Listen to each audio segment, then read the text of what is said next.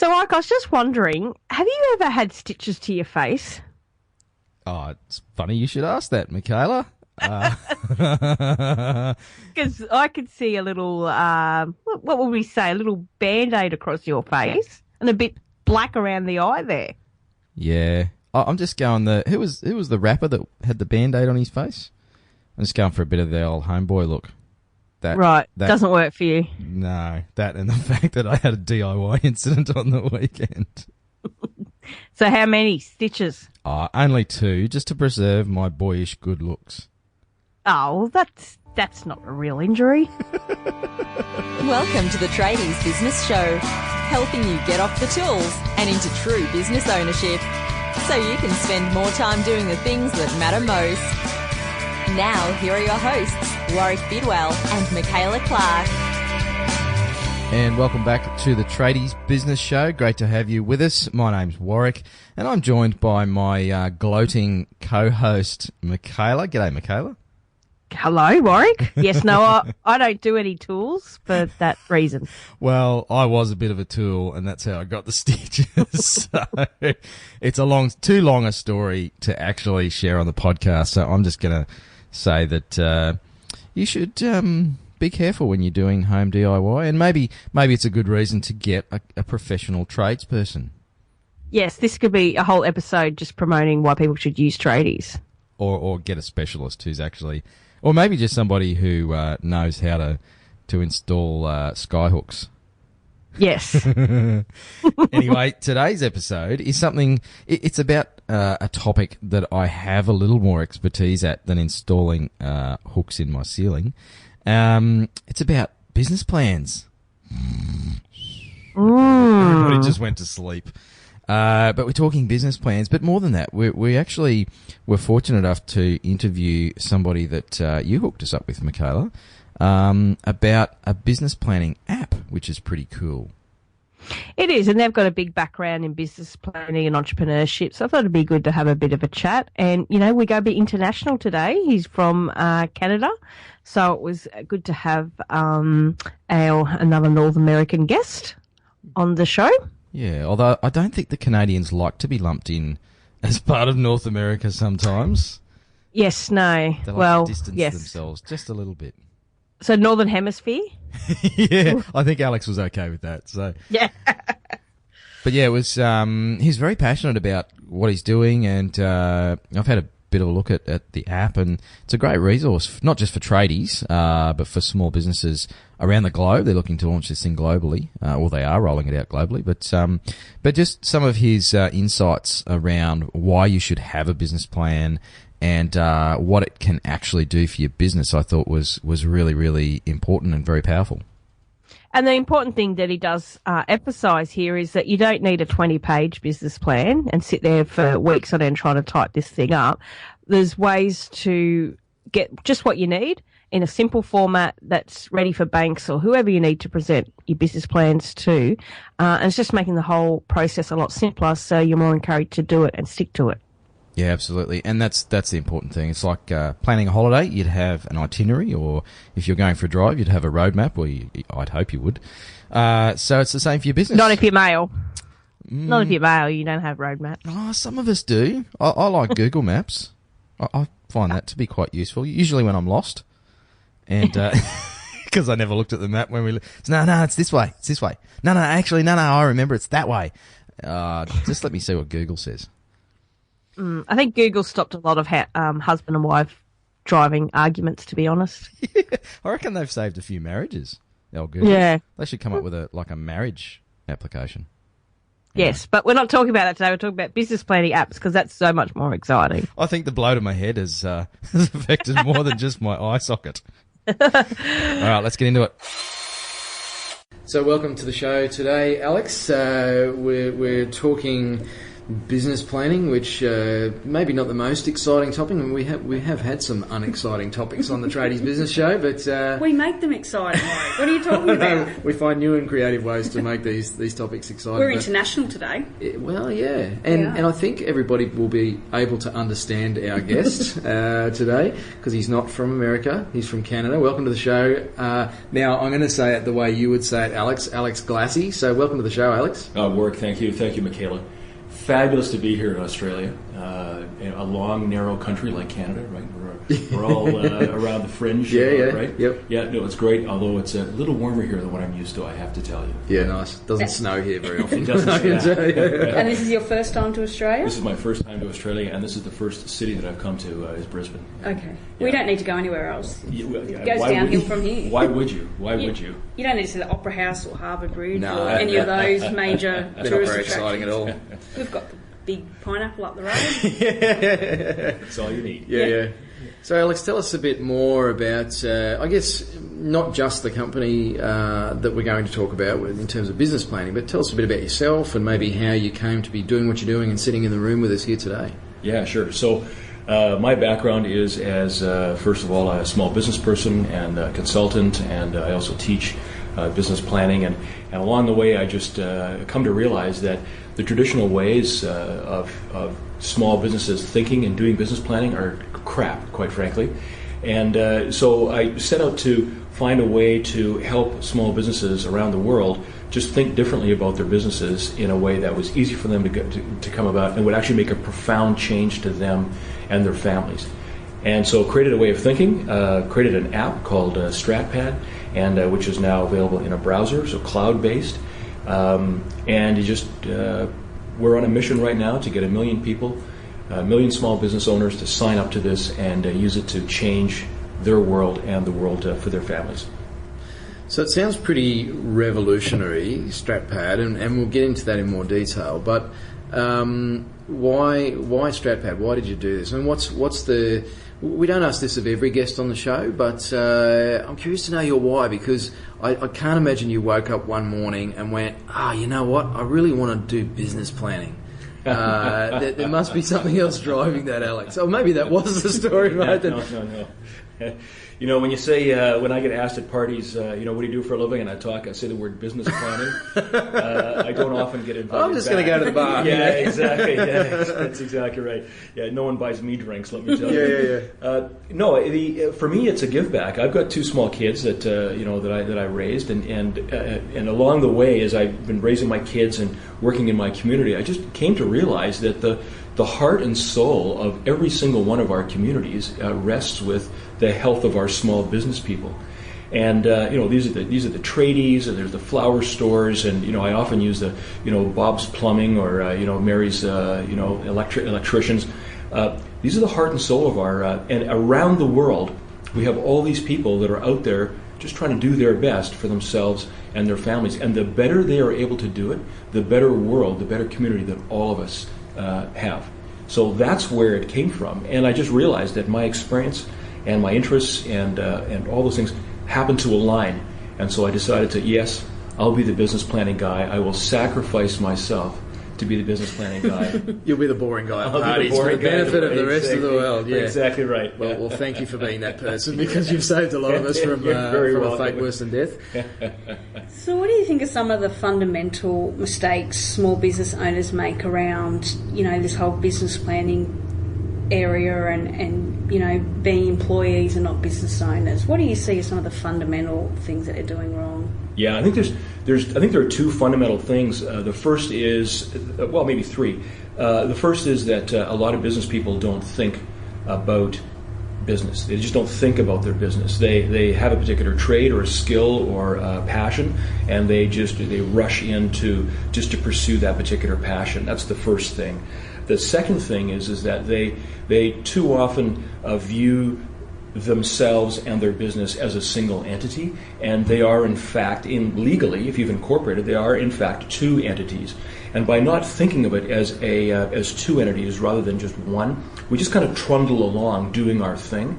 And then the third thing is that we actually don't plan. We don't plan to how best to get the maximum value from our business, not only in the immediate term, but also in the medium and long term. So, for example, lots and lots of small businesses work hard for a year and 5 and 10 and 15 years, and then longer, and then they end up with nothing because they haven't thought about how to take the value that they've been working so hard with all their customers, all these things, so that they can actually sell it to get some additional value for them and their families and on into retirement.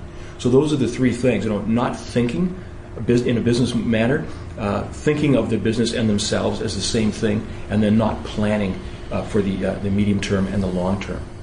And ironically, it's probably one of the last things that people think about when they start a business. And I think even the language that we use, and I suspect it's the same in Canada as it is here in Australia, but there's plenty of tradies who have gone out and started their own business, is the language they use. But the reality is they haven't actually started anything. They've just gone and continued the same work, and instead of somebody else collecting the money from the clients and paying them a wage, it just comes directly to them. But really the function of that hasn't changed all that much. But the first things they think about are marketing and signage and advertising, all that sort of stuff. And business planning, it's something I know I probably should have, or I did one for the bank so I could get an overdraft, but that's about the extent of people's foray into planning. So what do you see? I mean, you obviously talk to a lot of business owners. Do you see many businesses doing this well, or do most people just leave it and don't touch it? I mean, what are some of the stats, I suppose, around how many businesses plan and don't plan? Well, the stats are most businesses don't plan, and as you pointed it out, I mean, I wish we had another term for business planning. Like, I'm going to challenge all the Australians out here who are listening. Let's come up with a different word for business planning that actually is kind of cool and sexy. And good luck. Everyone would want to do it. Yeah, exactly. But yeah, most businesses don't plan until they're faced with having to go to the bank, and then everyone knows and fears the fact that I now have to create this freaking document in order to give it to the bank, in order to get my loan for my truck or my equipment. And yet that is such a narrow part of what business planning is. I said at the very beginning that what we want to do is we want to think. And it's by thinking ahead of time about who we are, who our customers are, what our community really wants, and then by translating that into some kind of plan, not just to get a loan, but to actually magnify our strengths. When we do that, what we see, and the stats are that if you plan in that way, your revenues will go up 30%. This is a huge number. Just you, yourself, and your truck, if you could, or your equipment, or whatever you're doing, if you could raise your revenues by 30%, you'll probably have an increased 10% profitability to the bottom line, or 20% profitability. So imagine making 20% more take home because you spent 2 or 3 days sitting down thinking, and that isn't just 30% one time. That's 30% every single year for the rest of the time that you're actually in business for yourself. It's a profound statistic. And what it also does is that additional 30% keeps you from failing. So many businesses start out and then get on what we call the hamster wheel of death. Like they just cranking out their living. They're barely making it right. They're barely making their bill payments, and it's no fun. And you end up with a lousy boss who, unfortunately, you're looking at in the mirror every morning. Tough to leave that boss behind. And so how can small business owners really start to move that shifting from, them being their business and in it so much to actually being a true business owner, looking at the value and the potential of their business? How do they, because you're saying it start a change in the thinking, how does one start that? Well, the very first thing you need to do, I think, is, get a piece of paper, and at the top of the piece of paper put me, and at the bottom of the piece of paper put my business. And let's just separate those two. And then draw one curved arrow from me to the business and go, my responsibility is to build a business that is financially sustainable. That's the first thing. And then draw another curved arrow from the bottom, from my business back up to me, and understand that the business has a responsibility to support me and my family. So that's the first thing. Let's separate the two, and let's understand that the business has a responsibility to add value back into my life. And by separating myself from my business, it leads to other good things, which, I mean, we can go on and on about this, but that's the first thing. Let's separate the two. Because I know a lot of, small business owners, they get depressed and have real issues because if the business is failing, they look at themselves as a failure and really take a lot of that personal stuff on as well. So it's really interesting that that's an important key to moving forward, is starting that shift and breaking off that time. Yeah, the other thing that does is it allows one to realize that my skill as a tradie is half of the skill that I need. Now I need to develop another skill, which is the skill as a business owner and a manager. And those are skills that we don't get taught. We don't get taught in high school. We don't get taught in plumbing school. So where do we go to learn that stuff? But that is the challenge that's in front of us. And now we need to go and find resources and people to help us become better business owners, better business managers. And obviously our listeners go to the Tradies Business Show to learn how to do that, Alex. So thank you for opening the door on that one. But it is such a great point, and we were chatting before we hit record this morning about, I guess just introducing ourselves to you, and I talk about my father on the show a little bit, and we're going to interview him soon. He's agreed to an interview, so I'll get my dad on the show, which should be interesting. And yes, listeners, I'm going to bring up that wardrobe issue that Warwick talked about a few episodes ago. Yep. The secret stash of men's magazines, shall we say, that we don't yet know if his father knew he'd found the stash, but we will touch on that. Yeah, well, let's move on. So, there is that whole belief that if I do a good job as a tradie, as anybody in business, so if I'm a great accountant, or I'm a great plumber, or I'm a great mechanic, or whatever it might be, that will end up successful, and it's not necessarily the case. There's lots of starving artists, and I know one of our other guests and friends from the US, Nick May from Walls by Design,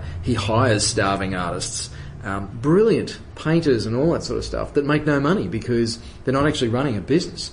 They're great at their craft, but that doesn't actually predispose you to making enough money or having, as you say, Alex, an asset that we can sell or pass on to future generations or whatever. So that's right. So aside from, I guess, separating the business and the person, what are some other steps or shifts that our listeners can make to start heading down that path? Yeah, it's a great question. Thanks, Warwick. There are two main things that we talk about. The first is thinking strategically. And as soon as I use the word strategically, especially at parties, the room completely clears. And that's because strategy is a word that has been used primarily with large, boring companies, with large, boring consulting firms, and large, boring universities. The fact is that strategy can be boiled down into three things. And the first is that you need to create something that looks unique to your customers. And so if you're a great plumber, I'm going to keep picking on the plumbers here, but if you're a great plumber, then don't only be a great plumber, but make sure that the things that you do look like you're a great plumber. So you've got a clean truck, you've got clean uniforms, you arrive on time, maybe you're using some kind of technology to be able to do quotes and do all the things that you need to do in order to be a great plumber.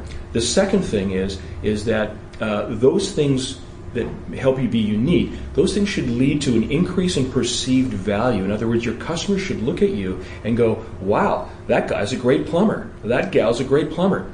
And then the third thing is you want to be able to defend that against your competition. And so find something that's a little unique that you can actually preach and be proud of. So I'm the plumber that never sleeps, for example, right? If you got a pipe that bursts at 2:30 in the morning, you just call me on my cell and I'll be there within an hour. Something like that. Now, if you're thinking in that way, you're actually thinking about building this business and not just yourself, right? And what that will then lead to is the second major piece, which is setting prices. And too often, what we as artists or as software people or as plumbers, we undervalue our contribution to our customers. And we set our price too low because we think that if our price is high, that customers aren't going to want to pay for us. But if you're unique, if you've got a special something out there that you've developed, you should be able to set your price higher. So let's do the same work, but let's get paid more for doing that work, but now let's do it in a more professional way, a more prompt way, and all those things. That then leads to that increase, that 30% increase in revenues for doing the same work.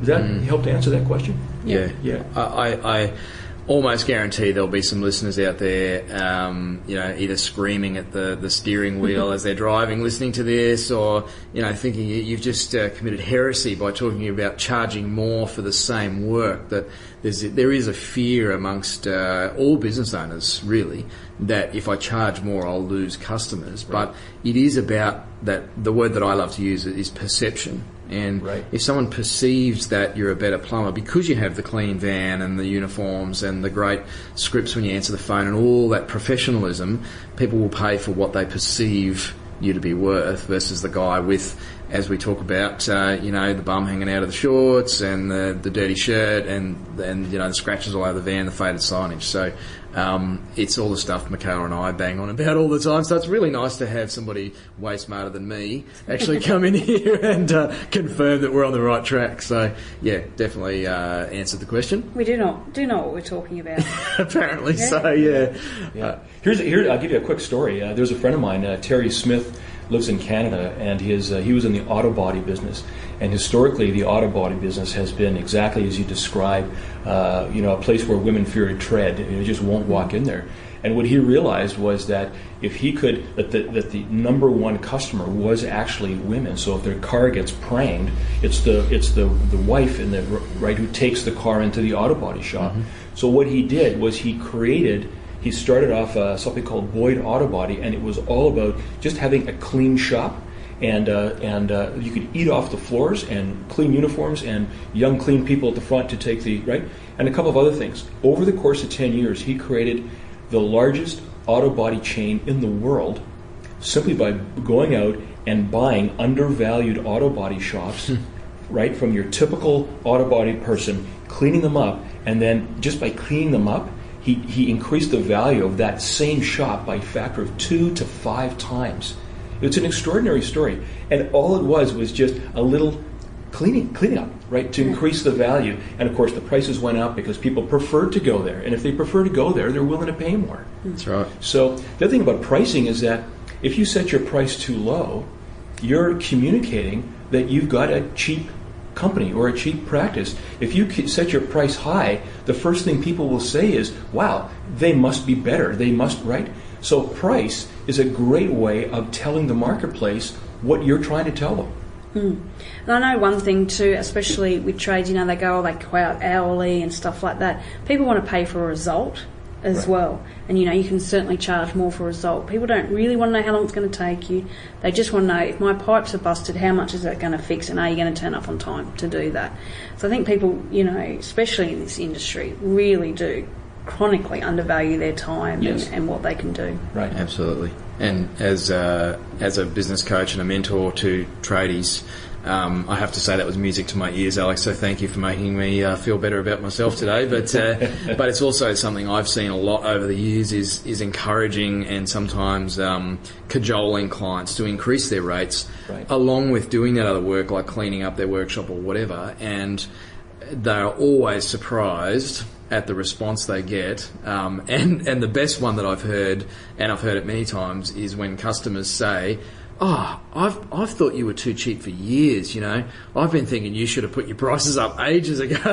And that's coming from customers. So that's always a great sign that, it's not, or the fear isn't real, that people will leave when we put our prices up. So we haven't talked about business planning specifically, and I'm sure you're dying to do that. And I know our listeners are dying to hear about business planning. But tell us a bit more about StratPad, Alex, and what that's got to do with business planning and how that's going to help our listeners to actually go out there and find that 30% increase in revenue. Right. StratPad is an online tool that encompasses all the things that we've been talking about. It helps First of all, it's got some videos that help to teach a little bit about how to think about your business in a new way. It's these videos and the entire product are designed for people who are unsophisticated, completely unsophisticated in the ways of business, because most small business people are unsophisticated in the ways of business. So it's got some learning in there, something called StratPad College. And then what it does is it takes you through the process of telling your story, which really is what a business plan is all about. And so who are your customers, and right, what kind of issues, et cetera, et cetera. So it just walks you through the process. Again, there's help, there's videos, there's live help embedded right into the product itself. And then it asks you then it comes to the financials. And so creating financial statement projections. And again, so we talk about business planning, we talk about the word strategy, and then we talk about business or financial statement projections. Now, not only is the room clear, but the entire building is empty, and I'm left alone. I'm left alone, just me and my iPad. And what StratPad does is it says, we know that you don't know how to build an integrated income statement or whatever. And so it says, but you know what your rent is, and you know what your pricing is, and you know some of the other basics parts. So just give us those numbers, and then we'll do the rest. And so what it does is it guarantees that you will be able to create a complete integrated set of financial projections that your bank will love. In fact, I'm meeting with banks all over the world. I'm going right around the world right now. I'm meeting with banks all over the world. In fact, they'll be in here in 10 minutes. Mm-hmm. And they love what we're doing, because then they don't have to see crappy financial projections coming from the tradies, right? They're guaranteed to get good stuff. And then what StratPad also does is it helps you to stay on track. If you set yourself a particular goal, a revenue goal or a performance goal of some kind, it helps you to stay on track in a couple of different ways. So it really is a tool that is designed for you, every couple of weeks, once a month, to just spend 10, 15 minutes with it over a cup of coffee and work on your business rather than just trundling along working in your business. So let's create that value. Great. So it's really making business planning very much simpler for people that don't understand Right. what business planning is. That's exactly right. Just takes you by the hand and step by step walks you through it. Yeah. What are some of the critical aspects to a great business plan? I know if people go and check out the StratPad app, they'll get, I guess, that information. But for anybody who's now busting out of their skin to go and develop their first business plan, they're just going to block out the whole day and go and do it. What are some of the critical elements of a great business plan, Alex? Well, the critical elements of a great business plan is that it needs to tell your story very clearly and very succinctly, and it needs to tell so for example, there are 3 stories that you need to be able to tell. One is a story that you tell your customer. So when you're sitting in front of your customer, you need to be able to say, I understand who you are, I understand what your issue is, and I can offer a solution to that particular problem better than anybody else in this clear and wonderful way. The next story that you're obviously going to tell is to your bank. And what you need to be able to tell your bank is, I want this much money, but here's what I'm going to do with it. I'm going to do this, I'm going to do that, I'm going to do the other thing.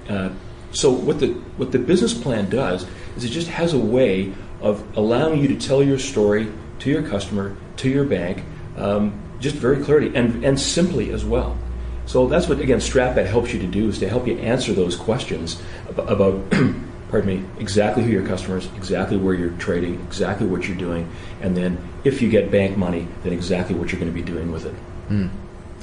Do you find people make this harder than it really is? Absolutely.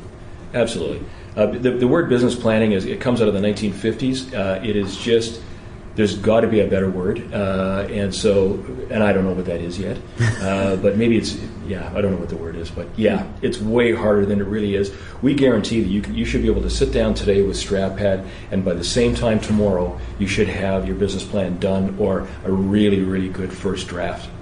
Because I think, speaking from my experience, the reason a lot of people avoid doing it is not because they don't believe in the importance of having a business plan, but it just seems like such a daunting task to sit down and create a 73-page document with 20 pages of financials and all these detailed marketing strategies and budgets and forecasts and everything else that goes along with it. Right. And so it's way too hard, and you know what, I'll just go and serve another customer and make some money. Well, absolutely right. And here's the thing about business planning is that in the olden days, you're absolutely right. Olden days being, pardon me, 10 years ago or older, you would be creating a 120-page document. But now, no one likes to write it, and certainly the bankers don't want to read it. And so what StratPad produces is a 4-page document, 2 to 4 pages that just tells your story simply. And then again, we'll create the financial projections so you don't have to. So whether it's 5 pages or 10 pages, you don't care because you didn't have to create it. Yep. So yeah, it really is as simple as writing maybe 15 to 20 paragraphs about yourself and your business, and that's it. And I know one thing that is important, not only is having the business plan, but reviewing it and keeping it up to date. So how often do you think people should review their business plans? Yeah, I think you should be reviewing the progress of your business every month or so. Sit down with your bookkeeper or your accountant, your trusted advisor, every month for half an hour to an hour. Take a look at your financials, your financial statements. Start to understand what those mean. Don't just look into your bank account. There's a lot of things that a financial statement can tell you. So just your bank balance doesn't reflect, the position of your business. Is that what you're telling me? It's exactly right. It's exactly a hint of sarcasm there, Mikhail, I think. Yeah, absolutely. So sit down with a bookkeeper for half an hour, just a month. And just make sure that you're on track to, right? And then pull out the old business plan and say, okay, I was trying to do this, expand into Brisbane or get a second truck, or right. Just make sure that just remind yourself of the direction that you're trying to go into. And again, if you do an hour a month, it's better than what you're doing now, and it will make huge changes to. And in a year from now, you'll have learned. You'll be a better business manager, and you'll be better able to then take it the next step and the next step. So that's the evolution. That's the ride, the journey that we invite all tradies to come on with us. Is let's slowly but surely, not overnight, let's slowly but surely become better business people. Yep. And so one question that we do like to ask, well, there's a couple of questions we like to ask our guests, Alex, and you have no idea what I'm about to ask you. I can tell by the look on your face. You're thinking, what are these weird Australians going to do now? But one we do like to ask is, are you a home DIY person? Or do you do your own tradie stuff at home, or do you leave it to the professionals? No, in fact, I leave it to the professionals. I just bought a place in Victoria, Canada, where I'm from. And I'm gone on the road now for 36 days. And so in my absence, it's being gutted and repainted and refreshed and all the rest of that stuff. And quite frankly, I've tried to find the best painter, the best people to do the work on the job, and I didn't ask about the price. So I don't know if you were driving at that, but when I get back, I fully expect that I'm going to walk into a brand new home, and really looking forward to it. Cool. Great. So you're not one to pick up the screwdriver or the pliers yourself necessarily, Alex? Well, I used to be, but I learned that every time I tried to save a buck, it would cost me $5. So someone would have to come along and way smarter than me and fix it. Absolutely right. Or I found myself one day on the back. I was doing some electrical work, and I found myself on the back, on my own back, with a smoking screwdriver in my hand. And I thought, okay, well, that's enough. Yeah.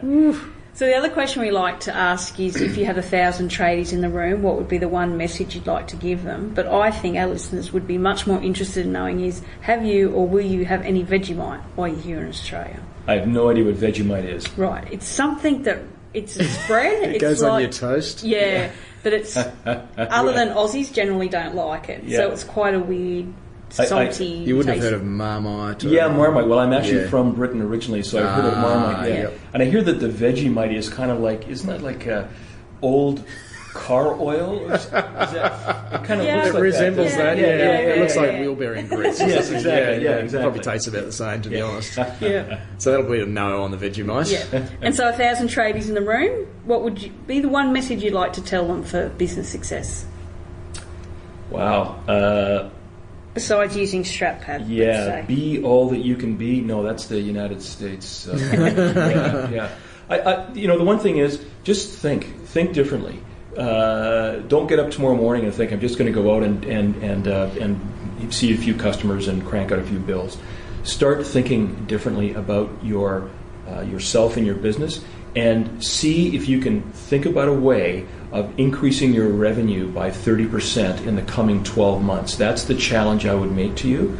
I would make for all tradies, and I absolutely guarantee that you will be able to do it. I guarantee that if you sit down and think about your business, you will be able to increase your revenues by 30% in the coming year, or I'll give you your money back.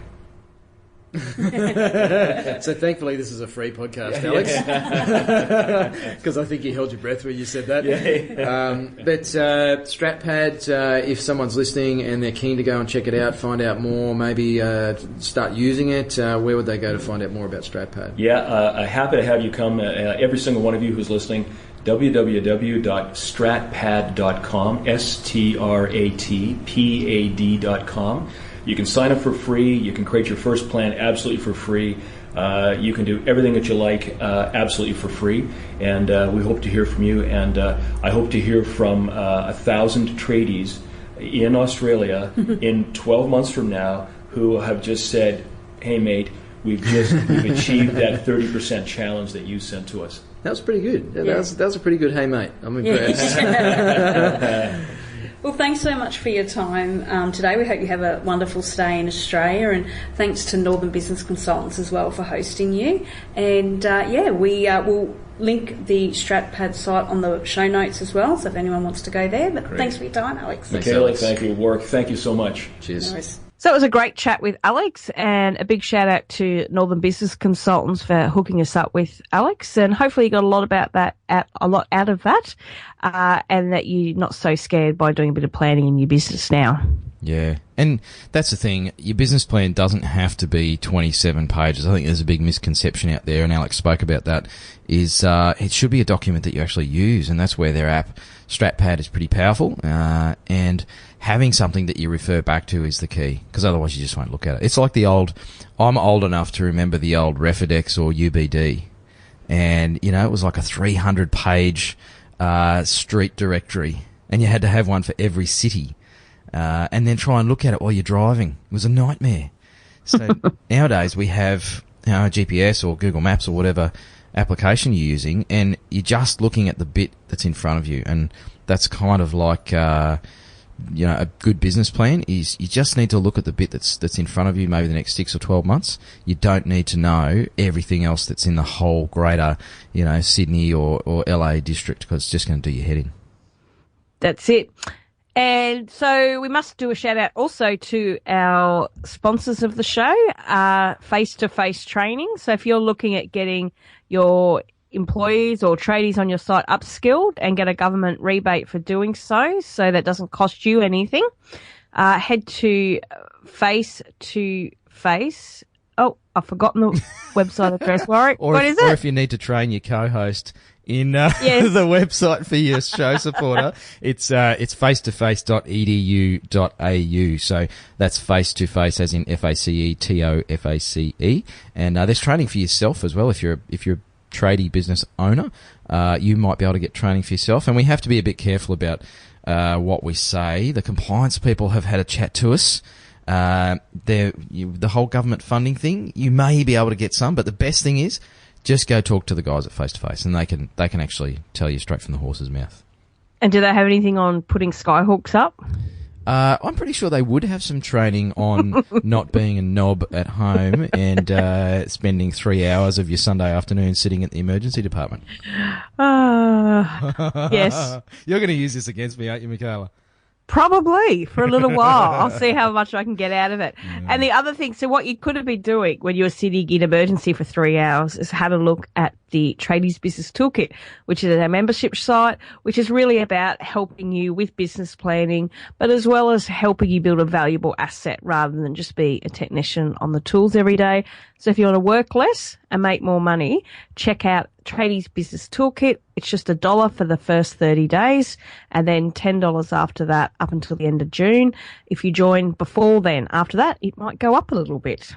Yes. And there's lots of good stuff like webinars and live training and a really cool Facebook group that everybody's getting into, as well as videos and all sorts of resources, templates and things that you need done for your business. So head over there. Great stuff. So that's tradiesbusinesstoolkit.com. We might even put some tips in there about how not to get stitches in your head. Can we not talk about this ever again, Michaela? Would that be okay? All right. I promise. No more. I don't trust you. All right, listeners, thanks for tuning in to another episode of the Tradies Business Show. Been great having you with us. I hope you go and work on your business plan this week. And until next time. Bye. All right. You've been listening to the Tradies Business Show with Warwick Bidwell and Michaela Clark. Want to get off the tools and into true business ownership? Find out how at tradiesbusinessshow.com.